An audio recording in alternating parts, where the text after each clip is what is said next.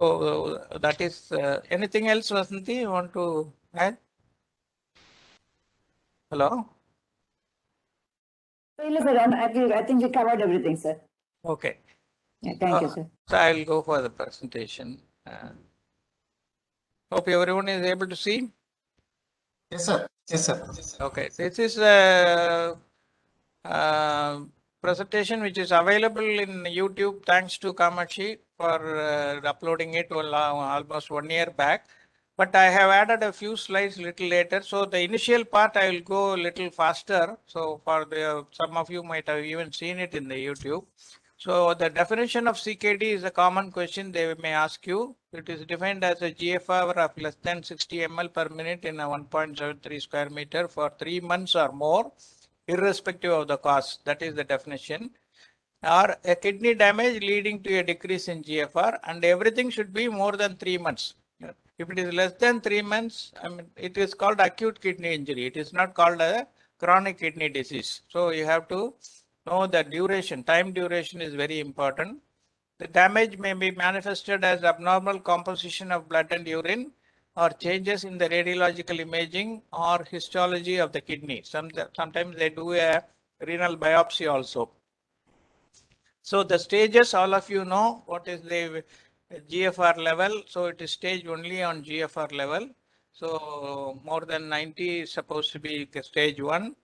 80, of course, normal should be 120, but nobody has 120. So roughly about 90, anywhere between 90 to 120 is normal. Then it gradually decreases, and when you say ESRD, it is less than 15 ml per minute per this body weight surface area. The various etiologies are common. The number one cause is diabetic nephropathy. Then there is hypertensive, glomerulonephritis, renovascular, polycystic kidney disease, reflex nephropathy, HIV associated, allograft failure. So most of these things are all, but the number one culprit is diabetic. And the next common what I have seen is the immunomediated IgA nephropathy, especially in younger people. If they develop a CKD, it is mainly immunomediated. And GFR, there are two measurements. One is measured GFR, another is the estimated GFR. Okay, so you must be able to differentiate between two. The measurement you do by doing the creatinine or inulin clearance, which by collecting the urine, measuring that, and then measuring the plasma value, and then calculating it. Whereas the coag graft is made from the serum values of creatinine with the parameters used like age, weight, etc. So that is measured and estimated. There are two things which you should remember. So what adaptations the body undergoes is in patients with CKD is until very late you will not get any urea or creatinine rise. So you should not be misled by that. Until 75% of the nephrons lose their function, urea creatinine value may remain normal. So that you should not be misled or be cheated by that, seeking that, oh, urea creatinine, okay, the patient should be all right. Not like that. And potassium levels are also maintained very normally till the GFR almost reduces to 10%. This is by the action of aldosterone, which makes it increase loss. And the maintenance of sodium also is dependent on the fluid status. So these adaptations body undergoes, which can mislead you from diagnosing CKD. The complications, each system I have already discussed in the last my class. Of course, it was long back. I remember it by the mnemonic chief game. Chief C stands for CVS, which produces hypertension, LVH due to salt and water retention, cardiomyopathy, and accelerated atherosclerosis. With hematology, you can have anemia and coagulopathy. Both can happen. Both hemostasis can have failed coagulation. And with regard to immune system, patient may have immunosuppression because of uremia or because of the drugs that are given. Sometimes in the IgA cases, they try pulse therapy to revive the function. So patient may be on steroids and immunosuppressions as a trial method to restore the kidney function, especially in IgA nephropathy. And then electrolyte changes, you can have hyperkalemia, hyperphosphatemia, hypermagnesemia, and calcium alone will be decreasing. They may have hypocalcemia. All these things can lead to cardiac arrhythmias as well as muscular weakness. Then fluid imbalance, patient may be either overloaded or dehydrated also. Initial stages, there will be a hypersecretion, so patient will usually go for dehydration, which will viciously lead to reduced renal perfusion and problems. Gastrointestinal, there can be delayed emptying. Nausea, vomiting is very common because of the gastric irritation by the urea. And acidosis and autonomic neuropathy, which are very common, especially per se due to kidney disease, as well as if the diabetes is there, autonomic neuropathy will set in much more faster. To this, you can now add the central nervous system problems also, like the seizures, coma, the irritability, all these things are central nervous system problems, which are secondary in this CKD. Musculoskeletal system, you can develop renal osteodystrophy and rhabdomyolysis. And endocrine system, you can develop hyperparathyroid parathyroid levels, vitamin D deficiency, and patients who are non-diabetic after CKD, they can develop diabetes also. So even though diabetes is considered the main reason for CKD, sometimes patients who are non-diabetic developing CKD also can become diabetic later on because of the CKD. So that with the first letter, I remember it by Chief Game, CHIEFGAME. So in history taking, first patient may complain of gradual decrease in urine output, loss of appetite, nausea, vomiting, recent onset hypertension, may be suffering from uncontrolled diabetes, may complain of swelling morning with pedal edema, breathlessness on exertion, bleeding episodes, insomnia, irritability, pruritus, and any problems with renal replacement therapy. All this history you have to get from the patient. And ask for duration and severity of comorbidities like hypertension, diabetes, urological problem, drug intake, especially patients with joint problems who have been taking NSAIDs for a number of years. They finally come and land up with a CKD. So it's mainly drug induced. And to this nowadays, we have to add native treatment also, especially after the COVID and other things. Lot of drugs are being prescribed for as a remedy for that, which may have bearing on the kidney function. And if the patient is already on renal replacement therapy, ask for indication for renal replacement, whether it is initiated as an emergency or elective after AVF fistula creation, and any hemodynamic instability during initial stages. So majority of the patients, when they are put on hemodialysis, the first 2 or 3 sittings will be very stormy. They will have sudden hypotension. They will stop the dialysis, rush in 1 liter of fluid, restore the BP. All these things, history may be there. But youngsters usually withstand this very well. But patients with aged patients with cardiac comorbidities, they may have this sort of problems. And how frequently they require dialysis? What is the weight gain? Any history of pulmonary edema due to skipping of dialysis? How much of fluid reduction is done? What is the pre-dialysis weight and post-dialysis weight is a very important information. And quantity of native urine. This is another important information that you should get.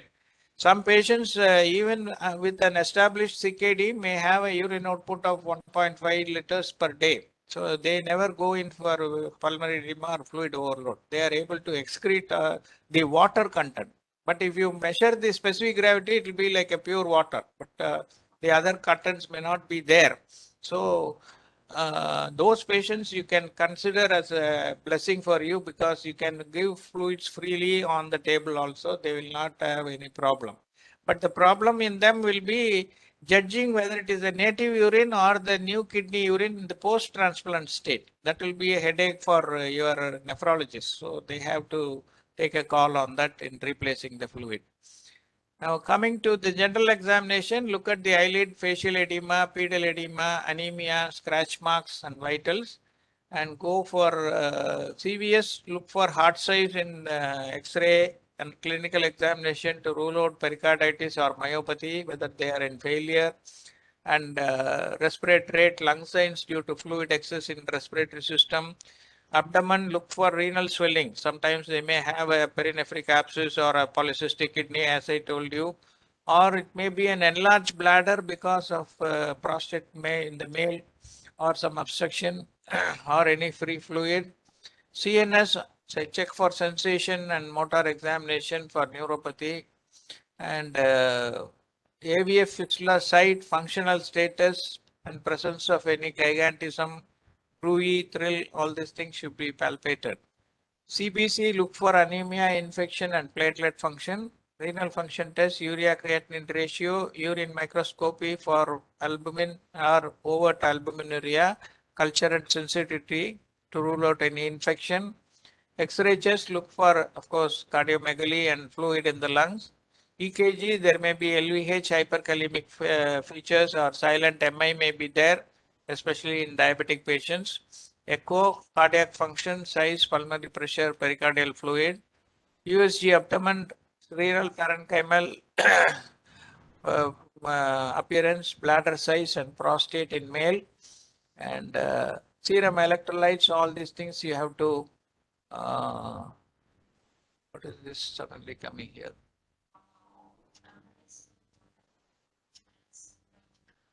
What happened? It came in and it is not moving. So metabolic acidosis. So preparation, you have to anemia correction with iron and folic acid, parenteral iron if necessary, erythropoietin, control of blood pressure, adjustment of diabetic medications, and nutrition, protein point to be restricted. You have to give restricted protein, otherwise urea is likely to go up. And restrict phosphate is a very important thing. That is one of the causes of worsening of the CKD, which I will show you in a later slide. And renal replacement therapy, whenever is indicated, hemodialysis either through emergency IJV or elective after AVF. And peritoneal dialysis in those patients who do not withstand hemodialysis, who have problems because of that.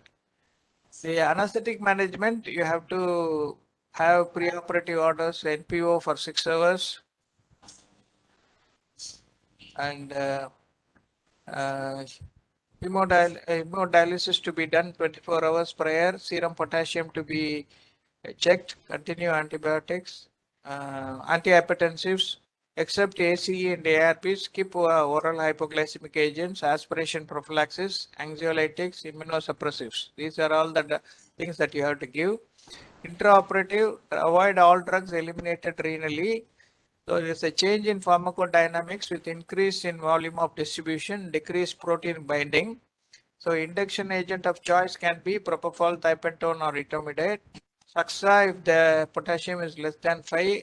Atracurium and cisatracurium, because they don't depend on the kidney, are the safest relaxants. And fentanyl can be safe. Avoid morphine and pethidine because they are also renally eliminated. And the use of isoflurane, sevoflurane as inhalation agent. Titrate neostigmine. Don't blindly give 2.5 milligram because especially with the use of satracurium and cisatracurium, you may not require the full dose. And if you give the full dose as a routine in all these cases, this is renally excreted, so you may have a delayed bradycardia and all the muscarinic features of neostigmine in the ward. And neostigmine itself can be cause of muscle weakness. So the points to remember in the anesthetic management: avoid BP cough on the fistula limb. This is a very important point you have to remember. Fluids, you can give normal doses in patients who have sufficient native urine output and not having any edema. Restrict only in those with negligible output. This is the dictum that you have to follow. Avoid potassium containing high fluids. Avoid too much of normal saline, half normal saline to be preferred. Beware of hypotension, arrhythmia during clamp release after vascular anastomosis during transplant. Now, what are all the types of CKD patients you can encounter in your practice? They can be moderate CKD with a GFR of 30 to 60 ml, not at present requiring any replacement therapy, but conservatively managed when they come for an incidental surgery. That is one category. Second is ESRD, end-stage renal disease patient who is already on a renal replacement therapy in the form of twice or thrice weekly dialysis, and they come for non-renal procedures like what we have described now with the bilateral nephrectomy case. ESRD patients on peritoneal dialysis coming for non-renal, non-transplant surgery. Then any type of patients, any type of the above patients coming for emergency surgical procedures like a trauma or acute abdomen or obstetric emergencies. Post-renal transplant patient coming for complications due to transplant procedure or an incidental surgery. Probably you might have had a small hernia which was missed. After transplant, it becomes bigger. So after 2 years of transplant, he wants to get that hernia done. So that sort of patient also you can have. So these are all the categories you have to remember. Moderate patient with a still a GFR, preserved GFR 30 to 60 ml, not on renal replacement therapy. They are the most challenging patient when they come for incidental surgery, because the primary aim is to preserve whatever function is there and prevent an acute renal failure. So that is the most challenging thing. Strict asepsis as they are immunocompromised. Judicious fluid management to avoid under or over hydration. Avoidance of prolonged intraoperative hypotension. Avoid unnecessary blood transfusions if they are likely to undergo renal transplant. And facilities for emergency hemodialysis should be available in case of acute shutdown. And regional anesthesia can be performed provided severe hypotension is avoided. For example, any procedure in the leg, supposing a patient with CKD 30 to 60 ml GFR comes with a fracture fibula, both bones, lower limb, you can safely give a low spinal without any problem and use vasopressor for maintaining blood pressure instead of rushing fluid. Okay, so there is no contraindication for a regional technique in this patient. ESRD patients who are already on RRT in the form of twice or thrice weekly hemodialysis, when they come for non-renal surgery, ideally they should have a dialysis done 24 hours before. Avoid again IV line and BP cuff on the AV fistula limb. Strict asepsis, checks potassium, caution when using Saxa. You can still give both RA and GA depending upon the nature of the surgery. Again, judicious fluid administration. Check the functional status of AV fistula both intraoperatively and at the end of the surgery, because that is the life-saving thing for them. They have to undergo post-operative dialysis. So make sure that the fistula is always preserved properly. And patients who are on already coming with a dialysis renal replacement therapy coming for transplantation, there are different types of transplantation: live related donor, live unrelated donor, deceased heart beating donor, deceased non-heart beating donor. That is, even after cardiac arrest, now they are retrieving organs. Up to 30 minutes you can do the retrieval and use those organs if the patient has given a consent preoperatively that you can take my organs after my death. And incompatible blood group and paired exchange donors, where even if you don't get the same blood group, you can do a plasmapheresis and then do the transplant. And that is where incompatible blood group donor after plasmapheresis. And renal transplantation, live related or unrelated, it's a you have to first identify a suitable donor with the same blood group. Their age should be between 18 to 65. Controlled hypertension or diabetes mellitus. Any one comorbidity is accepted, but you have to evaluate the renal function in them. And preliminary HLA matching and tissue matching is also done. Preoperative evaluation of the donor, routine investigations as for any surgery, including the renal angiogram to assess the number of the arteries perfusing the kidney as well as the length of the artery and vein. And final cross matching is done 48 hours before surgery. It should come as negative. And renal transplantation in a recipient evaluated routinely as for any major surgery. They should be dialyzed before 24 hours. serum potassium to be checked before shifting to OT. MTO guidelines same for any elective procedure. But only thing, donor has to be hydrated with 1 to 2 liters of normal saline during the period of starvation.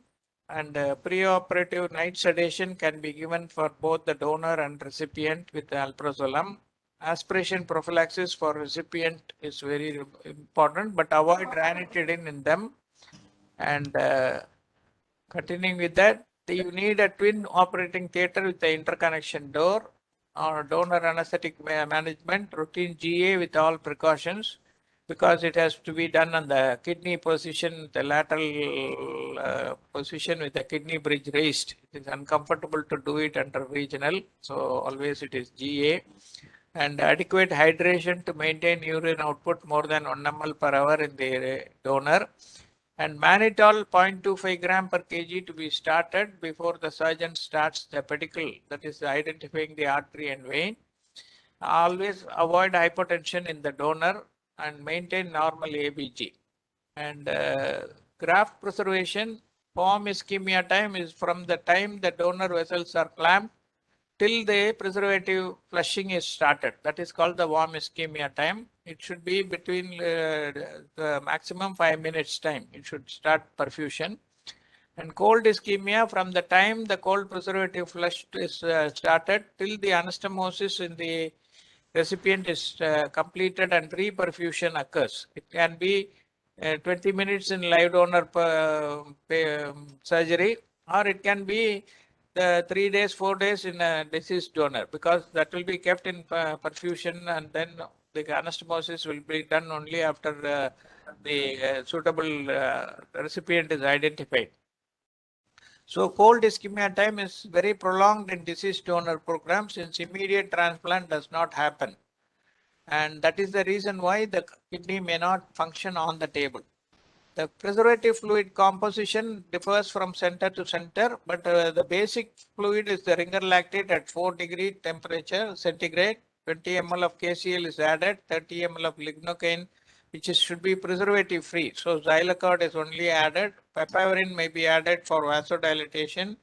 Dextrose 25% is added, and heparin 5000 units may be there. All these things are variable because each center may have a different one.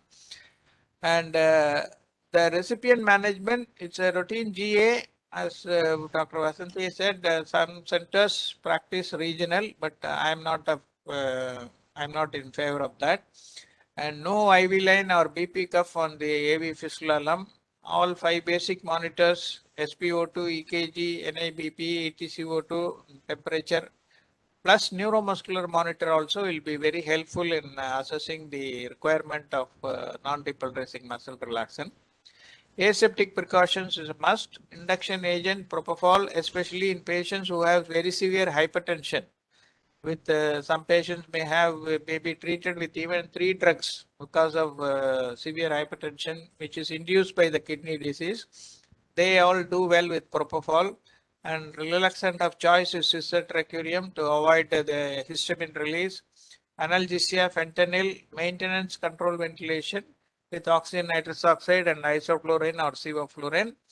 And ultimately titrate neostigmine during reversal. Now, continuing with the recipient anesthesia, fluid restriction 1 liter of normal saline before clamp release. Avoid potassium containing fluids. Use half normal if there is cardiac ailment. Fluid replacement after anastomosis based on urine output plus 100 ml. Vigilance needed at the time of clamp release for sudden hypotension, hyperkalemia and arrhythmia. Mild hypertension is always preferred as transplanted kidney function is pressure and volume dependent. Barrier nursing of the recipient postoperatively, and of course normal analgesics can be sufficient for pain relief. Now coming to the deceased heart beating donor, brain dead patients who are on life support are the donors whose relatives would have given consent. Organ harvest requires anesthesia to suppress spinal reflexes. Maintenance of hemodynamic stability is important. Rule of 100, systolic pressure, which all we described, hemoglobin. To this only the recent addition is the glycemia, that is, the glucose should be 100 milligram per deciliter. Problems like hypertension, arrhythmia, disseminated intravascular coagulation, diabetes insipidus, low urine output have to be managed successfully. And recipient anesthesia and a deceased donor transplant has the following challenges. It is a quasi-emergency. Patient may be in full stomach, may need urgent dialysis. Heparin-free dialysis is done. On-table urine output may not happen, so patient may require post-op dialysis. And so for that, you have to watch the AV fistula and preserve it during the intraoperative period. And organ procurement, of course, there are certain rules which are followed, which is called the Maastricht classification, where this classification is used to find out how useful the organ will be. The class 1, the patient comes dead on arrival, the situation is not controlled. So the organs that can be procured are heart valves and cornea. So you can't take the other organs when the patient arrives in a, so corneal the harvesting can be done. You can take the heart and use the heart valves as a, instead of a prosthetic heart valve, we can use it as a natural heart valve for replacement. The second category is patients who have not been successfully resuscitated. Again, the situation is under uncontrolled situation where you can harvest the kidney. And the third one is anticipated cardiac arrest, which is a controlled situation. You can take all organs except heart. And in cardiac arrest brain dead donor, control all organs you can take, now including the heart. Unexpected cardiac arrest in hospital, uncontrolled all organs except heart. So these are the classification by Maastricht. And of course, this is not of great use for us. It is mainly for the retrieving team. So the order of procuring the non-heart beating donor, first is heart and lungs, followed by liver, pancreas, small intestine, next both kidneys, and lastly cornea and skin. So the anesthesiologist who is going to manage the organ donation, the dead donor rule requires that patient must be declared dead before the removal of any life-sustaining organs. Non-heart beating organ donor protocols are there, which we are not going to worry. This is an incompatible donor where paired matching is done. I will not waste time that.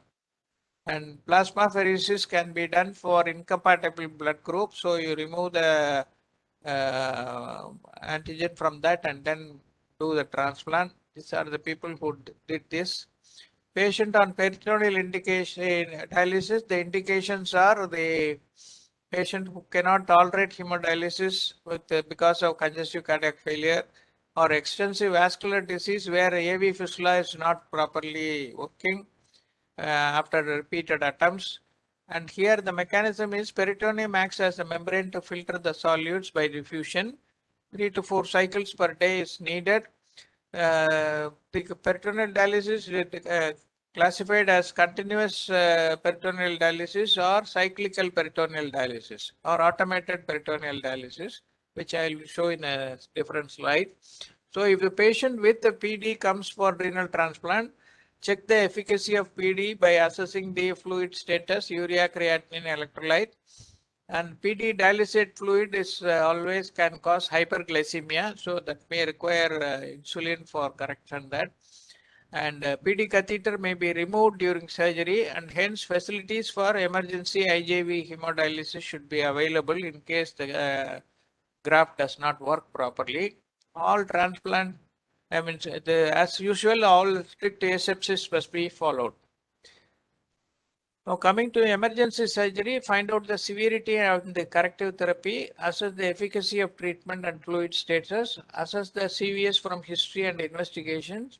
If already on hemodialysis, find out the time of last session, check potassium and ABG level, follow the same precautions.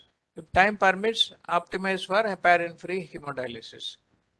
Management of post-transplant patient for surgery, assess graft function by parameters of by blood parameters and physical examination. Absence of edema, breathlessness, anemia are all good signs.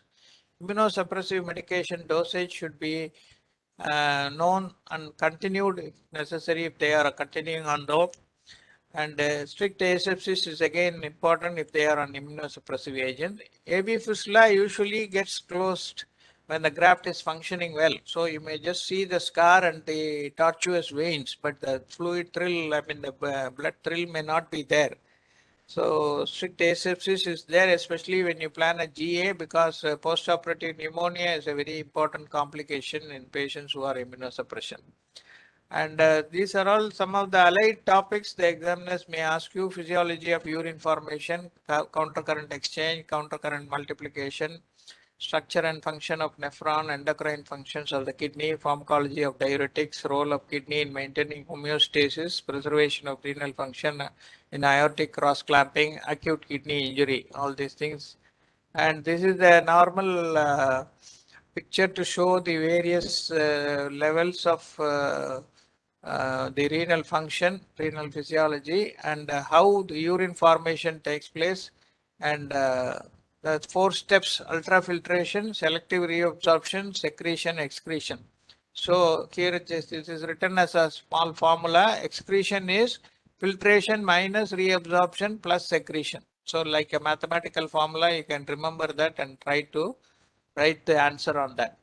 Now I have added a few slides on this, a little more elaborate thing on the management of heart beating brain dead donor, because this is a question which is repeatedly asked. I thought I will elaborate a little bit more on that. Now, the brain death is often associated with marked physiological instability, and most of them are managed. Unless managed properly, they can lead to deterioration in organ function even before retrieval. So most of the patients are brought only from ICU, because the head injury patients who are declared brain dead, they will be on ICU for at least a week or 10 days, and then finally the relatives have to give consent. So active management in ICU care before donation is important for maintaining the organ function. Generalized inflammatory and hormonal changes are associated with brain death. That is the basic fundamental pathophysiology. Generalized inflammatory and hormonal changes associated with brain death adversely affect donor organ function and propensity to rejection. That is the main reason. Pathophysiology of brainstem. Brain death is usually preceded by a variable period of increasing intracranial pressure. ICP is invariably raised in these patients. The changes due to raised ICP are superimposed on prior physiology, whatever comorbid diseases they have and what treatment they have undergone. All these things have a bearing on that. So common physiological derangements that you see in them, this is you can remember as a PHT. A for arrhythmias, P for pulmonary edema, H for hypothermia, hypotension, diabetes insipidus, and DIC or disseminated intravascular coagulation. So the mnemonic is a PHT. So hypothermia is very common, which damages and reduces the metabolism, causes vasodilatation, and hypotension, asplegia, hypovolemia, reduced coronary blood flow, myocardial dysfunction because of that. Diabetes insipidus is very common because of the pituitary damage, and DAC because of tissue factor release and coagulopathy. Arrhythmias because of catecholamine storm, myocardial damage and reduced coronary flow. And pulmonary edema because of volume diversion and capillary damage. So these are all the common physiological derangements. The goals in organ donation management are: maintain physiology close to normal values, maintain body temperature, ensure adequate oxygenation, ensure optimal circulating volume, preserve cardiovascular stability, maintain adequate urine output. Rule of 100, which I have already shown, is systolic pressure more than 100, urine output more than 100 ml, PO2 100, hemoglobin. And the recent addition is the blood sugar 100% normal or 100 milligram per deciliter. Suggested cardiovascular goals for the active management of potential organ donors are: to maintain a heart rate between 60 to 120, arterial pressure, systolic pressure more than 100, MAP more than 70, CVP between 6 and 10, urine output 0.5 to 3 ml per kg, electrolytes sodium 130 to 150, normal potassium, calcium, magnesium, phosphate, glucose between 4 to 8 millimoles, ABG, normal pH, PaO2 normal more than 100, PCO2 35 to 45, SpO2 more than 95, and PCWP, cardiac index SVR 6 to 10, 2.4, 800 to 1200. These are all very ideal values. If you are able to maintain this level, definitely the organ perfusion and the success rate will be better. Now, what are the physiological support you require in the operating theater for a donor? A multiple organ donation procedure involves midline laparotomy extending by sternotomy, even if thoracic organs are not retrieved. So even if they are not going to take the heart and lung, they make a sternotomy also.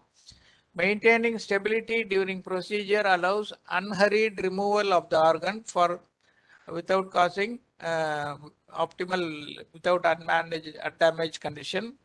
Spinal reflex movements are common, so you require a full neuromuscular block is required. And hypertension may be moderated with vasodilators, opioids, or volatile anesthetic agents.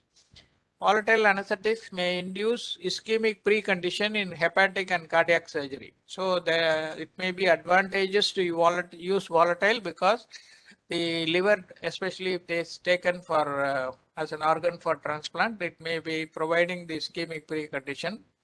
Methylprednisolone use is associated with increased organ retrieval and should be given as soon as possible. Thyroid hormone supplementation seems safe if overdosage is avoided. So you have to know the correct dosage and give it. Now coming to some of the reasons of why diabetic people come to develop nephropathy. The definition is persistent albuminuria from 3 to 6 months in at least 2 out of 3 consecutive urine collection with long-standing history of diabetes. This is one indication for the possibility of diabetic or a definition of diabetic nephropathy. The presence of diabetic retinopathy, hypertension, and decreased estimated GFR, they also are classified as a diabetic nephropathy. But remember, I'm not telling that they have gone on to the ESRT. They have started developing diabetic nephropathy, so they are potential candidates or to be termed as CKD patients who are likely to go for ESRT if not properly managed. So with the absence of clinical or laboratory evidences of other kidney or urinary system disease, then you have to make a suspicion. And diabetic nephropathy also has described in 5 stages. One is the first stage is the hyperfiltration stage where everything will be overworking. The kidney works to protect the body by overworking. Second stage is a silent stage. Third is incipient stage. Fourth is the overt nephropathy stage. And finally, it goes to ESRD. So these are all the stages of progression of diabetic nephropathy. So what are diabetic nephropathy patients dying from? They can die out of stroke. They can die out of myocardial infarction, heart failure, or for no reason, they may have a sudden death also. Now, what is the histological change that you will see? See, in the same picture, all the 3 things are described. The normal on the left, you find there is a vascular endothelium, there's a basement membrane, there is a epithelium of the Bowman's capsule with the podocytes and all these things. Then there is a mesangial stalk infiltration. There is a cellular proliferation inside, and then finally, in the late stage, you have the diabetic nephropathy with all the damage to the endothelium. The basement membrane is damaged. The podocytes, all 3 structures are damaged. So that is how the whole thing changes. And this is again a stage how it is classified. 0 at increased risk with diabetes mellitus, high BP and a family history. Stage 1 to 2 kidney damage, microalbuminuria with a diabetes of duration 5 to 10 years, retinopathy, rising BP. So these 3 are the indicators for a potential kidney damage. And then 3 to 4 GFR starts decreasing, BP is still high, retinopathy is there, coronary vascular diseases also start occurring. And in stage 5, retinopathy, CVD, other diabetic complications, uremia, all these things happen. And what are the mechanisms? That genetic susceptibility, then there is a hemodynamic cause with raised intraglomerular pressure, biochemical because of all these factors, and growth factors are very much increased. That is one of the reasons I am going to show in a subsequent slide. And vasoactive substances like vascular endothelial growth factor, angiotensin, endothelin, all these things are also responsible for that. So this is a picture where it shows how this metabolic and hemodynamic factors affect the kidney, causing finally extracellular matrix accumulation and more proteinuria. And this is a biochemical thing where the polyol pathway, that is the whenever uncontrolled hyperglycemia is there, our body starts using other methods to utilize the glucose that is there, which is called the polyol pathway, which results in advanced glycation end products leading to oxidative stress and then leading on to finally, the one thing that you have to remember is there is an extracellular matrix protein for accumulation which develops or gets excreted. Hypertension in those with the disordered hypertension is that is people who develop hypertension after diabetes mellitus, they go for all these problems of lack of nocturnal dipping of blood pressure is considered as one of the important causes. You know, when everybody sleeps night, blood pressures are always low. If you do a ambulatory testing monitoring of blood pressure, after midnight to early morning, the blood pressure should be the lowest. That is called the nocturnal dipping. Whereas if the patient develops hypertension because of CKD, this dipping does not happen, and this continuous PP even during sleep causes the endothelial damage, which results in that. And there is an involvement of renin angiotensin aldosterone system also, which also acts through the angiotensin 2 receptors, increasing the nitric oxide, decreasing the tissue proliferation. These are all the actions of angiotensin 2, but if they are affected, then all these things go haywire and you have a vascular smooth muscle constriction and replacement of vascular smooth muscle with fibrotic cells. So angiotensin 2 acts through what is called nuclear factor Kb receptors, which result in the production of tumor growth factor beta 1, tumor necrosis factor alpha. All these inflammatory cytokines are produced, and aldosterone also is responsible for nephropathy, causing glomerulosclerosis, interstitial fibrosis, proteinuria. And then in the heart, it causes ventricular hypertrophy, cardiac fibrosis, contractile dysfunction. And in the endothelium, it causes dysfunction and inflammation and oxidative stress.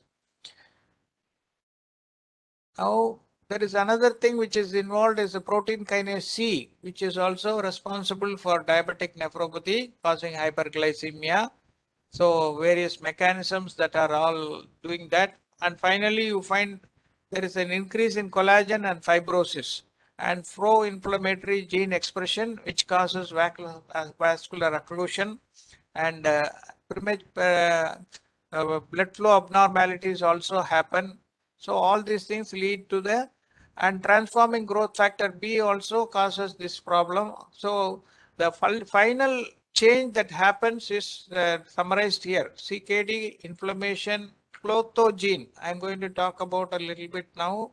I don't know how many of you have heard about that. Decrease in clotho gene, fibrotic FGF23 resistance, increase. This is a newer theory that has been propagated for diabetic nephropathy, and transformation of vascular smooth muscle cell into osteoblast, calcification of the vessels.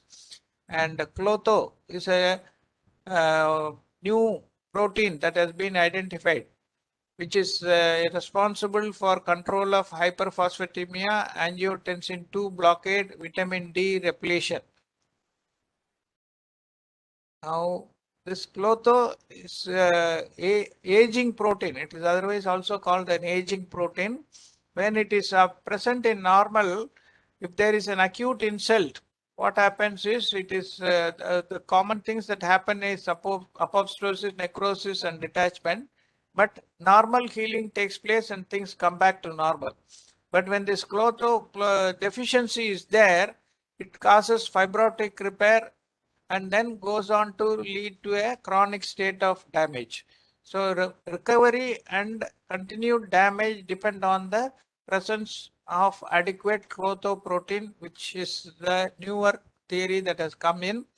And what are all the various structures that are affected in glomerular diabetic nephropathy is, it can be glomerulopathy, tubulopathy, vascular malformation or vascular insufficiency and interstitial damage. So all the four structures are affected, and that is why diabetic nephropathy stands as number one reason for CKD. So there is a mesangial expansion resulting in glomerular hypertension, diffuse thickening of glomerular basement membrane, broadening of food processes or loss of podocytes, reduced slit pore proteins, so proteinuria happens because of that, glomerulomegaly, adhesion to Bowman's capsule, neovascularization, diffuse nodular glomerulosclerosis, arterial hyalinosis. All these things happen. In the tubulopathy, tubuloepithelial cell hypertrophy happens, tubular basement membrane thickening, reduced tubular brush border, epithelial mesenchymal transition and accumulation of glycogen, expansion of interstitial space with infiltration of various cell types, myofibroblasts and macrophages, abnormal tubuloglomerular feedback mechanism, abnormal lysosomal procession, increased tubular salt reabsorption and impaired tubular acidification. So glomerulus is also affected and tubular function is also affected.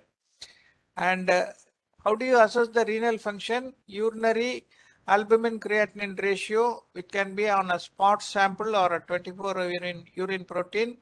Then serum creatinine, electrolytes, GFR can be calculated by using Cograph or MDRD calculation, or you can do as measured by creatinine clearance.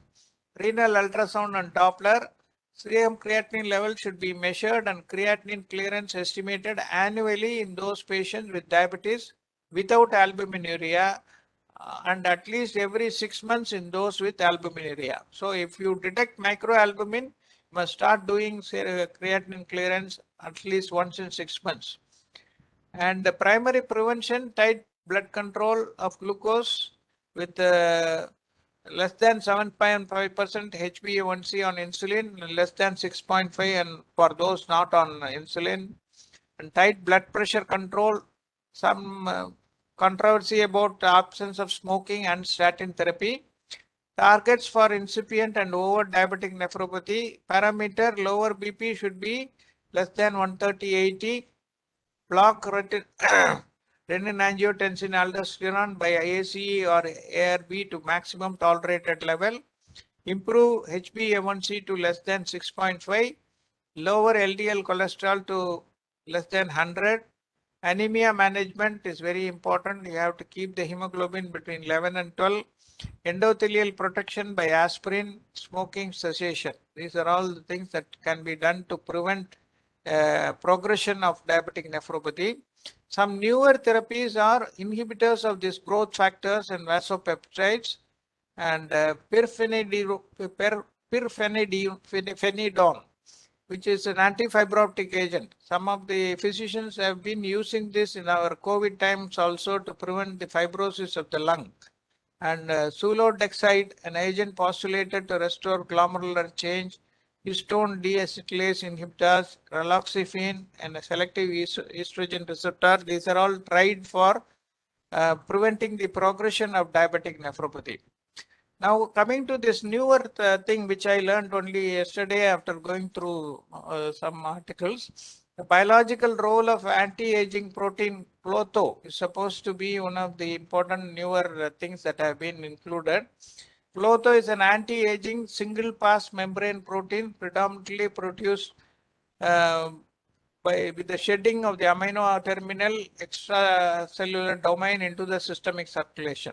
So it is produced in the kidney, and then by slight modification comes into the bloodstream, just like your erythropoietin and renin, which are all produced in the kidney and then coming to the systemic circulation. This is a newer thing that they have found out. Circulating levels of soluble clotho decrease with age, and the clotho gene is a very important with the increased risk of age-related disease. So when the clotho level goes down, age-related diseases start happening. There are three forms of clotho proteins. Membrane clotho forms a complex with fibroblast growth factor receptors and functions as an obligatory co-receptor for HGF23, which is involved in aging. So all of us know that the fibroblasts are very important to keep our skin. The way we develop shrunken skin and stooping nature and the loss of musculoskeletal stability, all these things happen because of this particular problem. This is controlled via the phosphate and vitamin D metabolism. That is why nowadays there is more insistence on supplementation of vitamin D and keeping it in normal level.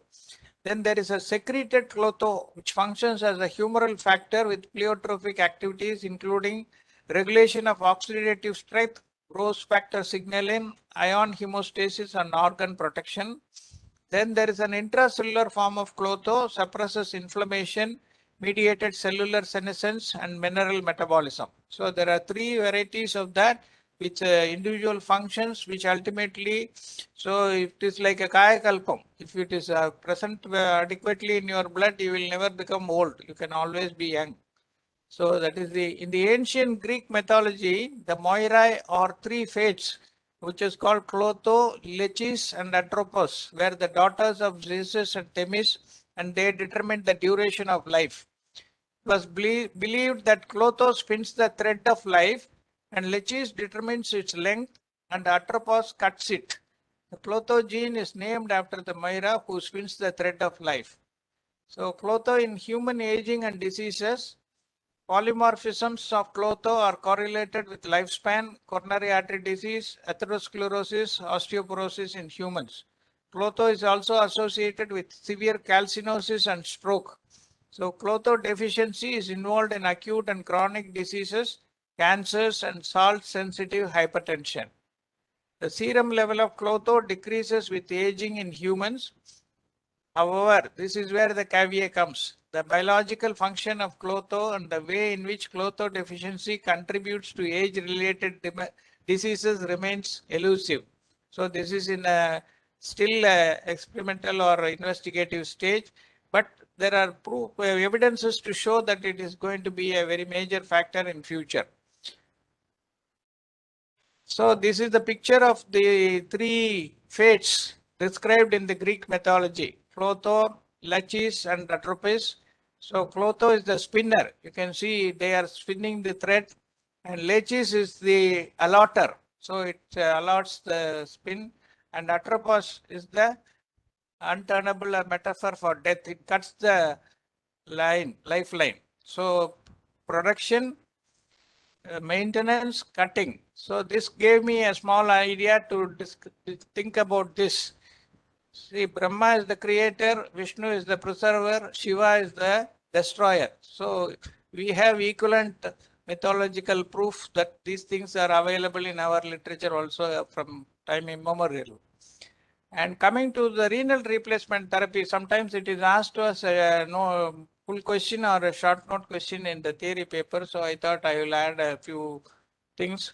So how dialysis, hemodialysis is done is blood is drawn out, removed from the body, pumped into the dialysate filter.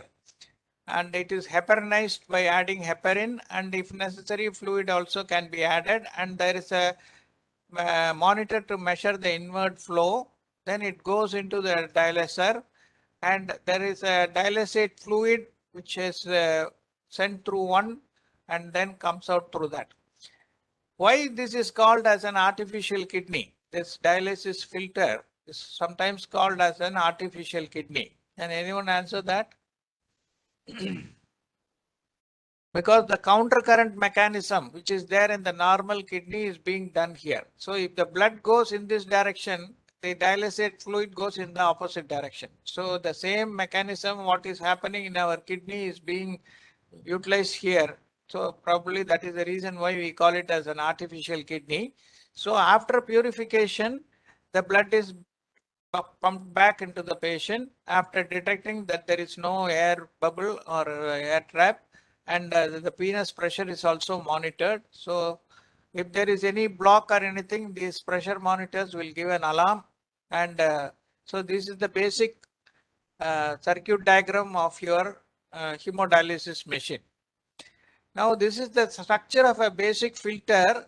Blood enters through that, and there are a lot of hollow fiber membranes here, and your dialysate fluid comes in this direction. So blood is flowing in this direction. Dialysate fluid will go in the opposite direction and come out after removal of all the waste products.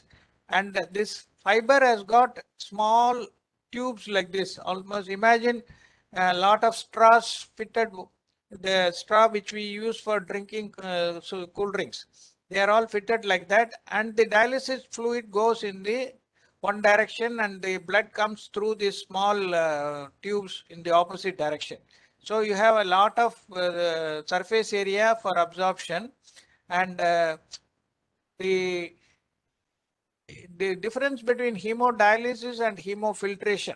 This is what I told you we can do intraoperatively, whereas hemodialysis you always require a dialysate fluid to remove the solutes and fluid, whereas in hemofiltration the blood is pushed into a filter with a semi-permeable membrane under pressure.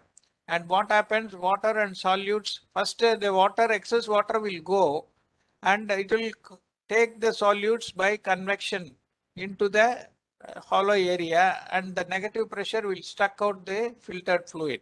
So in hemofiltration, there is no use of dialysate fluid, whereas in hemodialysis, there is always a requirement of to use a dialysate fluid.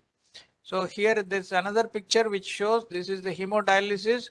The blood is flowing in this direction. The dialysate fluid is going in the opposite direction. In hemofiltration, blood is coming and it is whatever filtrate is taken out. There is no extra fluid that is going out. And if at all there is any need for any substitution solutions or added medications, you can do that either pre-dilution or post-dilution. But under pressure, it only filters. It's just like a filtering your coffee decoction. There is no additional fluid. Whereas here in hemodiafiltration, you combine both. You do the dialysis, you have to have an extra fluid coming. At the same time, you do it under a positive pressure. So it is called hemodiafiltration. And this is the picture of how it looks in a hemofiltration. No dialysate is there. That is the main difference between hemofiltration. And in hemodialysis, there is a dialysate fluid flowing in the opposite direction. And the modalities of RRT can be classified into intermittent, continuous, and hybrid. In intermittent, it can be intermittent hemodialysis or isolated ultrafiltration. In continuous, there are several varieties, but most of them are veno-venous or arteriovenous. This is the common thing for all these things. So it can be continuous veno-venous hemofiltration or continuous arteriovenous hemofiltration or hemodiafiltration, which is veno-venous or arteriovenous. Again, hemodiafiltration, continuous hemodiafiltration also combined only filtration, diafiltration, but mainly it is by either veno-venous or arteriovenous. And SCUF, slow continuous ultrafiltration, is also a newer thing, especially for patients in ICU with a renal disorder or lack of renal function. You do what is called the slow continuous ultrafiltration. In the hybrid variety, you have a sustained low efficiency daily dialysis. This is again for severe septic patients in ICU. You do this, and there is a modification where filtration also can be added. So this can be a short note question, SLEDD, sustained low efficiency daily dialysis. And how each one works is a continuous venous hemofiltration, the therapy indicated for uremia, severe pH and electrolyte imbalance with or without fluid overload. Ultrafiltration is the method that is done, and the other one is the continuous venous hemodialysis, which is continuous with the diffuse dialysis, and venous hemodialysis with hemofiltration. And the vascular access can be either by the peripheral line. You can introduce the catheters through the brachial, brachiocephalic and go into the heart, which is not commonly done. But in case you are not good enough in or trained enough to do a central venous catheterization, they can be pushed through the peripheral vein. And central line, it can be through the subclavian or through the internal jugular.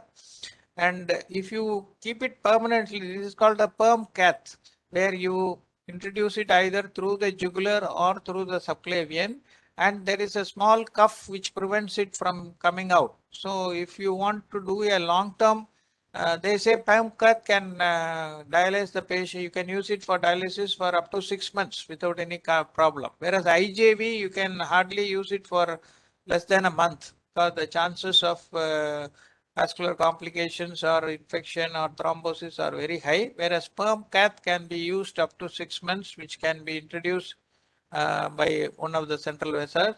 So this is also called the tunneled catheter insertion. And after your insertion, you take a picture, X-ray, it will be like this. And the type of access that you have for hemodialysis, you can use the central, or you can use an AV fistula, or you can use a Gore-Tex graft inserted between an artery and vein. Especially with people with poor vascular, natural vascular access, you would use a graft, and peritoneal dialysis. So these are all the various access that you use. And the indications for dialysis, it can be either metabolic acidosis, and easy to remember is the vowels A, E, I, O, U. A for acidosis, E for electrolytes, hyperkalemia and hypermagnesemia, I for ingestion of certain alcohol or drug intoxication, O for refractory fluid overload, U for uremia, pericarditis, neuropathy and decline in mental status. So these are all for acute renal replacement. But what we do with a fistula formation and support, it's called the renal support rather than renal replacement therapy. Okay, that is done even before any complication sets. So if you institute renal replacement with a fistula at an elective time, it can be called as a renal support rather than complete renal replacement. So for a successful kidney transplant, you require a team approach. There is a nephrologist who prepares the patient, decides the immunosuppression, and then takes care of the post-transplant scenario. Urologist who does the harvesting, anastomosis, and bleeding control. Anesthesiologist who maintains pressure, hydration, acid-base balance, electrolytes, and renal protection. And overall staff are required for infection control, nursing care, and support. And if you do all these things, you are supposed to get a spurting urine on the table with a good vascular anastomosis and maintaining and preserving the melee interior of the patient. Okay. So that is the end of the story.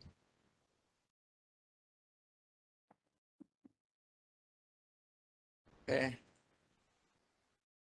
Sir, what about heparin-free dialysis? Heparin-free dialysis is done because nowadays when you want to do an urgent dialysis and take up the patient for surgery, instead of administering parenteral heparin, there is a heparin coated tubings are available, which prevent, after all, what you want is not to form a thrombus inside the circuits, isn't it? So there are coated heparin coated tubings that are available, which are specially used for this purpose, where you don't administer any systemic anticoagulation. You just like that draw the blood and pump it through that. It doesn't clot inside. But it can Yes. be done only for a short duration. Yes. Yes. Sir, a higher pressure has to be maintained, sir, for during transplant. So When the clamp release is done, you have to maintain a higher pressure. so that patient we have what BP higher side you will use? How much it will have? It No, has to be whatever be the initial blood pressure of the patient, if you are able to maintain that, that is good enough. For example, if it doesn't have auto regulation. It initially until about 3 to 4 months, it doesn't develop any auto regulation. The transplanted kidney remains pressure dependent only. So all the time you have to maintain first criteria is adequate pressure, main arterial pressure to pump the blood. Second is adequate fluid. So if you lack in fluid, then also urine output will be low. And if the first criteria, if there is a hypotension immediately after clamp release, then the kidney will never become turgid at all. It will remain very soft. So you have to, if your blood pressure is good, slightly on the higher side, you can see the kidney becoming solid rock-like, very turgid and fully filled with blood. And the color also will be very pink. They say it's ideally should be around 130 to 160, sir? 160. No, it depends on, that's what I told. No, I have done a patient who had a BP of 230 by 140 consistently during the preparation period with, during the dialysis on the table, and his BP did not come down by any treatment. He was on 3 drugs. He was on beta blocker, he was on calcium channel blocker, he was on arcamin, which is an alpha 2 agonist in those days. In spite of it, the BP was 220, 140, but he did not have any features of severe hypertension because like headache or visual disturbance or any chest pain.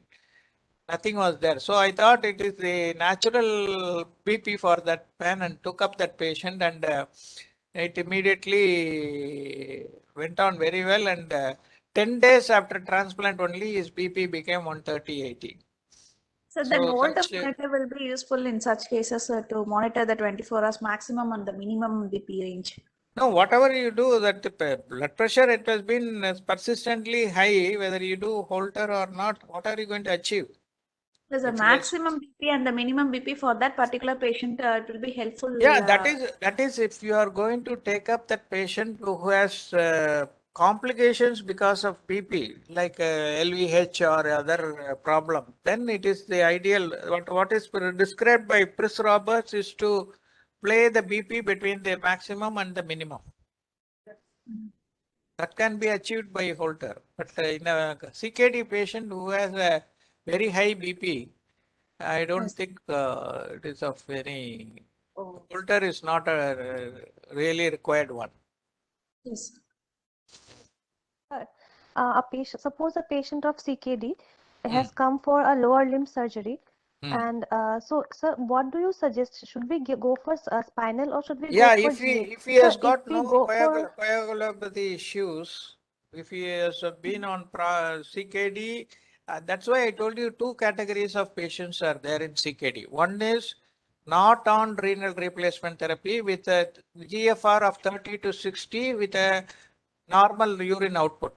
If such patients are there, you can go for a regional technique for any infraumbilical procedures like hernia, piles, hydrocele, lower limb so will operations. vasodilatation will cause any renal perfusion compromise, sir, in such No. cases? That's what, if you are able to maintain the level below thoracic level up to lumbar level. Okay. Okay, what is Okay. required is only if it's a block is required only to up to lumbar level. You will not have a very drastic fall in BP. And even if there is a fall in BP, you can always manage it with a vasopressor like ephedrine or phenylephrine instead of rushing fluid like a normal patient. Okay. So if you do that, the renal pressure, see, in such patients who are not on renal replacement therapy, our idea is to maintain whatever renal perfusion is happening and urine output is happening should be continued. We should not precipitate an acute renal shutdown in that patient by a persistent hypotension. Say after giving spinal, the BP drops to 80/50 and you allow it to be there for about 45 minutes to 1 hour. Whatever existing renal function may also collapse and patient may require urgent dialysis and all these problems can happen. But if you are able to immediately correct that BP with a vasopressor and allow the block to be very low, then the renal function will continue to happen and he will have the normal same whatever output he has been having and he can go through the surgery without problem. Phenylephrine is safe for these patients. Phenylephrine is safe to give to increase the Okay. BP.